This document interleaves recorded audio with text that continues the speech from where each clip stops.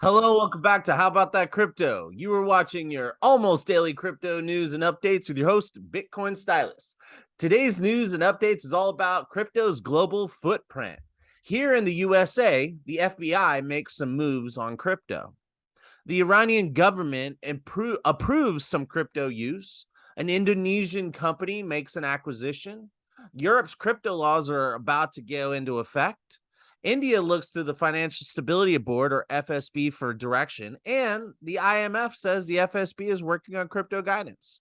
What does all this mean? Not to worry, I'll explain it all. But first, if you like or don't like the content, please let me know by liking, subscribing, following. Leave me a comment, please. I really appreciate it. And I don't forget, this is not financial advice. This is for entertainment purposes only. You can use the links below to do your own research. All right. Crypto and digital assets are a global asset class. They move around the world with little to no friction. We see some nations trying to use this asset class to get around sanctions. Some are using it to get out of the US dollar system. Think Turkey and Argentina with 60 to 80% inflation. Their citizens are buying USDC and Tether in UST Tether at alarming rates because they want to get out of their fiat currency.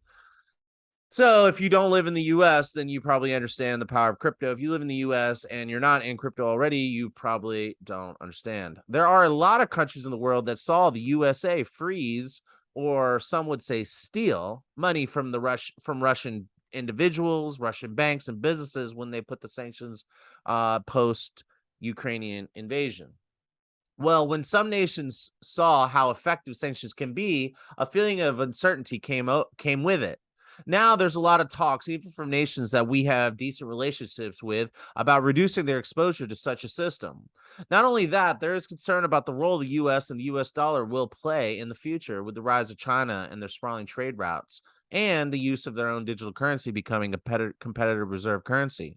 Is it possible to have more than one reserve currency? 100%, absolutely. Why not?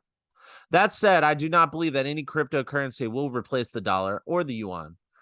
Instead, I believe crypto will enable an entirely new way of doing things around the world, but reserve currencies will be USD and the yuan. That's my prediction. But don't forget, I do believe crypto will enable us to do things that we've never been able to do and do things that we currently do in an entirely new way. That said, I also believe a new reserve asset will emerge to be Bitcoin that will eat away at gold's market share. Think about it. Gold has value based on historical precedent. No other reason. Scarcity is argued. Difficulty of mining is argued. But if it was truly scarce asset, then every time the price went up, miners wouldn't be able to come on board and inflate the supply, which causes the price to come back down. There is no truly scarce asset other than oxygen. I mean, we're currently have a box on Mars that's creating oxygen, so I don't know. We also have all kinds of systems to desalinate the ocean. I'm just saying, like, we need oxygen, we need water, land, and all that stuff. But when it comes to assets and things to invest in, gold, 40% of gold's market share, or sorry, 40% of all gold every year mined, it goes into jewelry. That is not benefiting society. It is also not really a great use of an asset that costs so much environmental damage and human damage. It's also, I would also argue that with less than 10% of all gold mined every year going in industrial purposes, then there's a good reason to say that Bitcoin and gold are not that different. Gold is physical. Gold can be used in various things. But gold's uses are not that as big as there is gold in the world, and as much as gold is mined. 50 to 60% of gold mined every year sits in vaults, in bullion, and coins.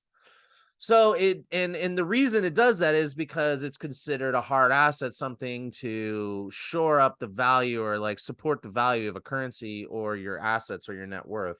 So it does make sense that if there is a even more scarce asset that's easier to transact with, easier to move around than gold, then that asset would most likely, as long as it's accepted by regulatory regimes across the planet, it could eat away at gold's market share. That's my prediction. But crypto is not gold, and crypto is not Bitcoin. Bitcoin is its own animal and its own thing. Crypto is about tokenizing assets, enabling common folk like you and I to own a piece of a network that enables this new way of transacting and this new concept of what property is, ownership is, and value.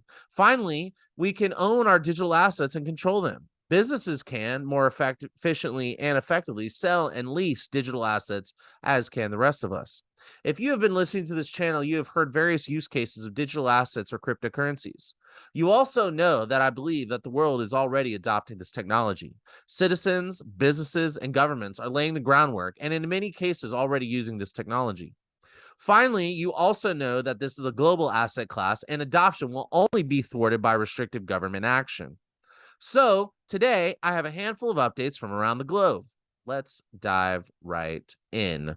If you're if you're listening on podcasts, you can use the links below to follow along, or you can just listen up and I will keep you in the loop.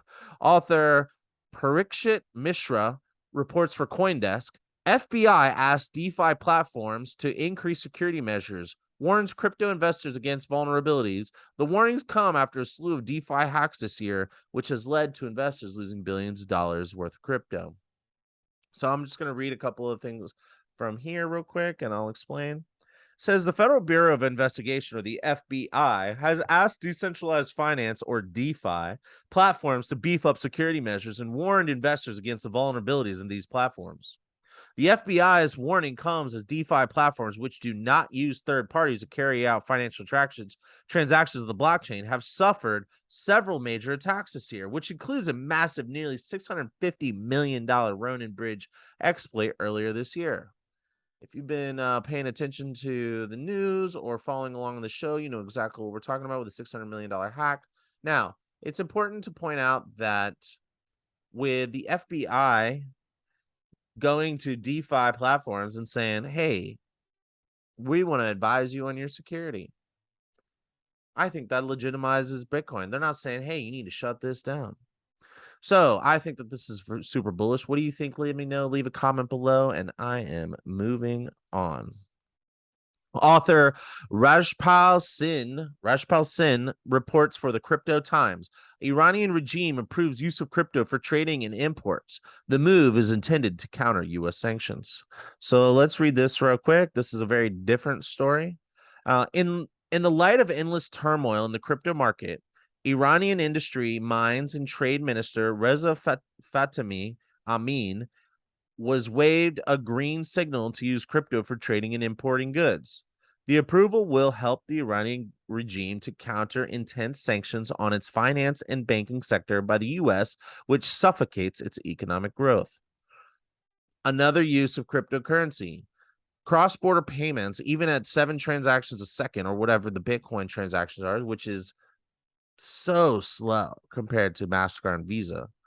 But guess what? You're not using MasterCard and Visa when you're making international transactions and in terms of industry. Like if you're going to turn around and sell Bitcoin, you're like, oh, I'll put it on my Visa. Although maybe you can. I mean, I don't know if y'all heard about the dude who used, I think it was Amex, and bought $170 million painting at Christie's, and now he has points to travel first class for his whole family for the rest of their lives. So maybe Iran someone could use Visa, but guess what? Visa doesn't work because Iran's under sanctions, and Visa won't sell those transactions. So even if they use something as slow as 7 transactions a second, it's still much faster, much easier than using our current financial system. Now, this is a terrible thing, of course, because bypassing sanctions and getting around this is going to put legislators, regulators on alert. Do you think that this is something that we should be worried about? Please leave a comment below. I'd love to hear from you, and I am moving on. All right, author Jamie Crowley reports for CoinDesk. Indonesia's biggest tech firm enters crypto with purchase of local exchange. Report. GoCheck Tokopedia bought Crypto Maxima coin for 124.84 billion rupiah, or $8.38 million. So let's just read a few things from here. Go check Tokopedia, or GoTo, GOTO. Indonesia's biggest tech company has entered the cryptocurrency market with the purchase of local crypto exchange Crypto Maxima Coin, according to Reuters. GoTo paid 128.84 billion rupiah, or $8.38 million, according to the report, citing a statement to Indonesia's stock exchange regulator. The tech firm, which was formed out of a merger between ride-hailing app Gojek and e-commerce platform Tokopedia in 2021, raised over $1 billion in an IPO in April and claims to contribute more than 2% to Indonesia's GDP of $1 trillion. It wants to become a diverse money management hub. What do you think about that?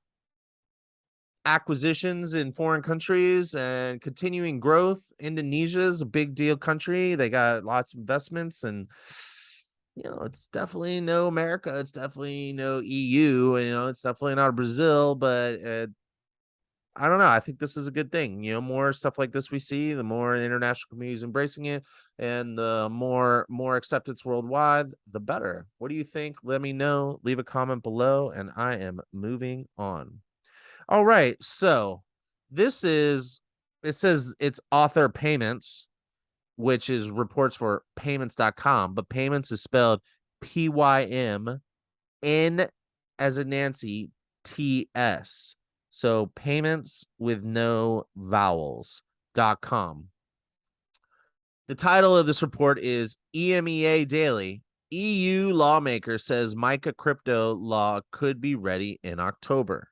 So if you've been paying attention or following along on this channel, you know exactly what MICA is. MICA is Markets and Crypto Assets.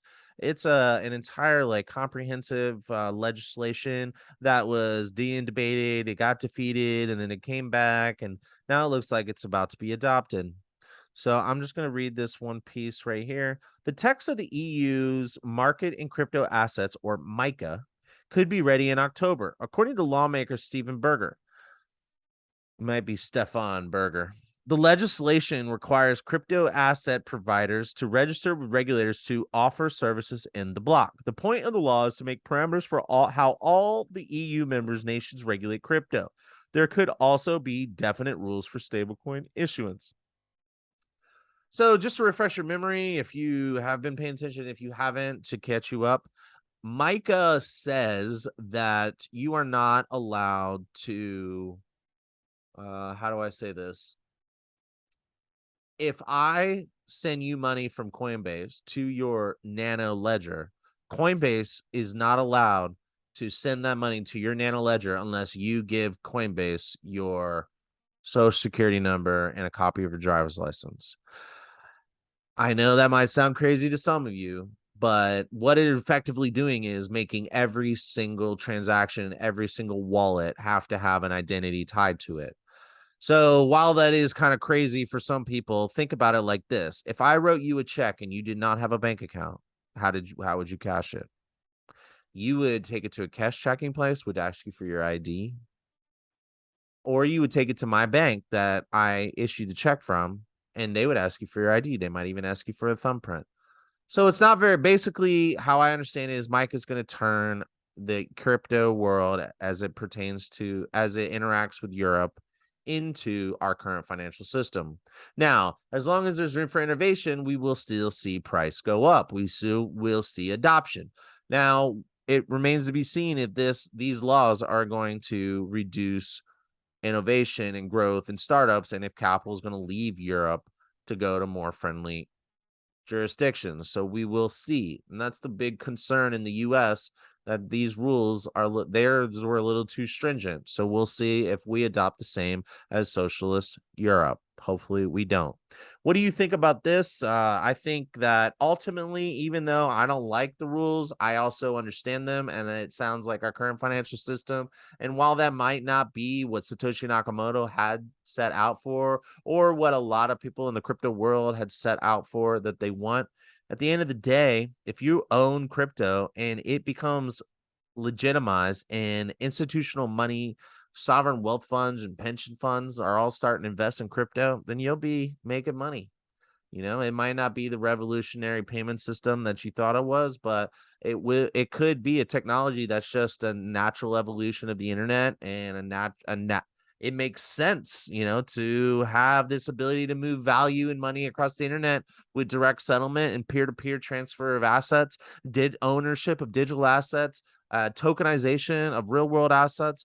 I mean, the the possibilities, who knows? So, is it because you want a currency that defies the government and the banks, or are you investing in a new emerging technology and asset class or new industry before the banks? That's what I'm doing. Let me know what you're doing. Leave a comment below. I'd like to hear from you, and I am moving on. All right. So, author Rajiv Jaiswal reports for Hindustan Times. Center awaits global signal on crypto ban. India's cryptocurrency legislation is a work in progress, but the government is waiting for the Financial Stability Board to frame cross-border regulation for cryptocurrencies, officials said. So let me just read couple of things. This is about India. India's kind of had like bipolar about their rules and regulations. Some are some are good, some are not. So let's just check in. New Delhi. The union government is awaiting an internationally acceptable solution to track and curb clandestine so-called wallet-to-wallet transfers of cryptocurrency before banning them in India, with both the Finance Ministry and the Reserve Bank of India agreeing on their destabilizing impact on the country's financial stability. Two officials aware of the matter said, currently cryptocurrencies are unregulated in India. Okay, I'm going to translate that into how I understand it. So first of all, they're calling wallet-to-wallet transfers clandestine. So that right there, the use of the word clandestine is a way to bring up concepts of spies and espionage or criminals or people trying to get away with stuff that they're not supposed to. But really, it could be why I use Venmo all the time. So what if instead of using Venmo, I just go wallet to wallet? That's not clandestine. That's just because I wanted to split a beer with you. I mean, this is like written in a way that just is getting you to think negatively about crypto. Just saying. I mean, I'm not making this shit up. Like, please, if you disagree with me, please leave a comment below and tell me that I'm wrong. I would love to hear that because I really want to know what y'all think. Okay, so here you go. It says, and then also transfers of before banning them. So it's like wallet-to-wallet transfers, me splitting my check at dinner, but using cryptocurrency with you is clandestine. And by the way, we are waiting to ban them. So this is like a negative and a negative. And then it says the Reserve Bank of India agreeing on the destabilizing impact of the country's financial stability. Well, the rupee is not free-floating currency. So India has a real big problem with controlling their currency. So that's really what this is about. It's about the fact that India has a lot of problems, and cryptocurrency, all that's happening is, you know, I reported on this a while back that there's a big poll ran by millennials in India, and the majority of them they would prefer Bitcoin over gold. So because they think of Bitcoin as an easier to transact, easier to move around, easier to store, safer to hold, and truly scarce asset, better than gold. India is the largest per capita purchaser of gold. So, and it's embedded in their culture. So make sense of that. You know, maybe that's just a poll that had numbers that I liked, and you could make that argument too. Let me know what you think. Let me know if you think this is a big deal. I'm going to read this last paragraph here. India's cryptocurrency legislation is a work in progress, but the government is waiting for the Financial Stability Board to frame cross-border regulation for cryptocurrencies. The two added, requesting anonymity. So basically, India has made rules with like heavy taxes, and like it says it's unregulated. That's just not accurate. There are rules. They have made rules and regulations, but I guess maybe like they haven't done legislation. I don't know, but it sounds like at the end of the day, they're not going to make any move until the international banking community does, which leads me to my last piece of information. This is a report by it, and excuse me if I mispronounce this, Aditya Narain and Marina Moretti. And this is a report for the IMF called "The Right Rules Could Provide a Safe Space for Innovation." So this is a great explanation of crypto from a regulator's perspective. They discuss the challenges with regulation, the progress or lack thereof of crypto regulation, and why regulation is needed. They also give a little perspective of crypto's path so far.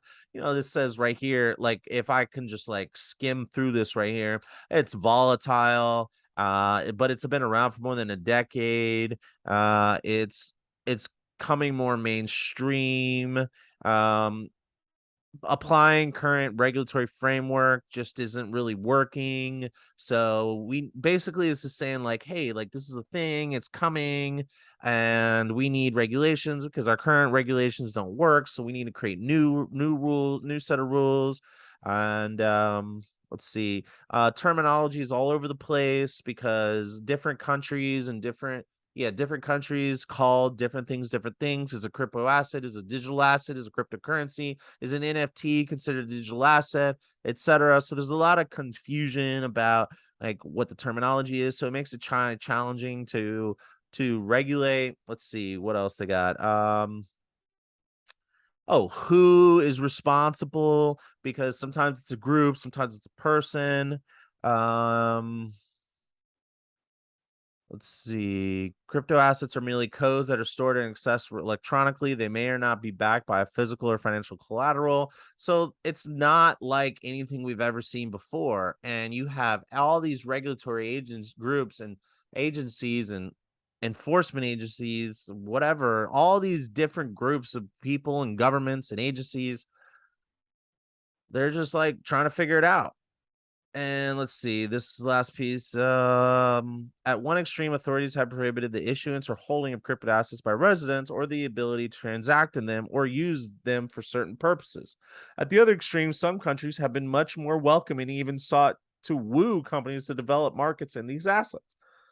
So this is just saying like it's hard because every nation is taking a different approach, and it's like, hey, what's good for me? It's like, hey, this is an asset class that is not manipulated by any country. This sounds good to me. But also it's an asset class that's full of speculation and fraud and scams. So like, is that really that great for me? I don't know. So anyway, I'm gonna read these last two pieces here. Let's see. The Financial Stability Board began monitoring crypto asset markets, released a set of principles to guide the regulatory treatment of global stablecoins, and is now developing guidance for the broader range of crypto assets, including unbacked crypto assets. Other standard setters are following suit, which work on the application of principles for financial market infrastructure to systemically important stablecoin arrangements. So blah, blah, blah, blah, blah. They're working on regulation guidance.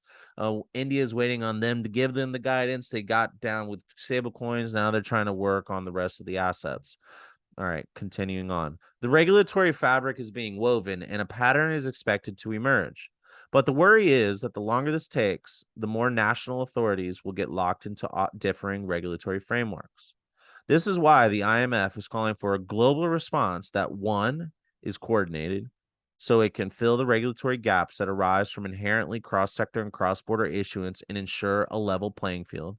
And two, consistent so it aligns with mainstream regulatory approaches across the activity and risk spectrum. And three, comprehensive so it covers all actors in all aspects of crypto. A global framework will bring order to the markets and help instill consumer confidence, lay out the limits of what is permissible, and provide a safe space for useful innovation to continue. I would say the only thing that I like in that whole thing is that last paragraph. I'm gonna repeat it. A global regulatory framework will bring order to the markets, help instill consumer confidence, and lay out the limits of what is permissible, and provide a safe space for useful innovation to continue. Think about it. If it's legitimized and you have major institutions investing in it, consumers across the planet will be excited to get into it. But the people that are into it now are blazing a trail and taking a big risk.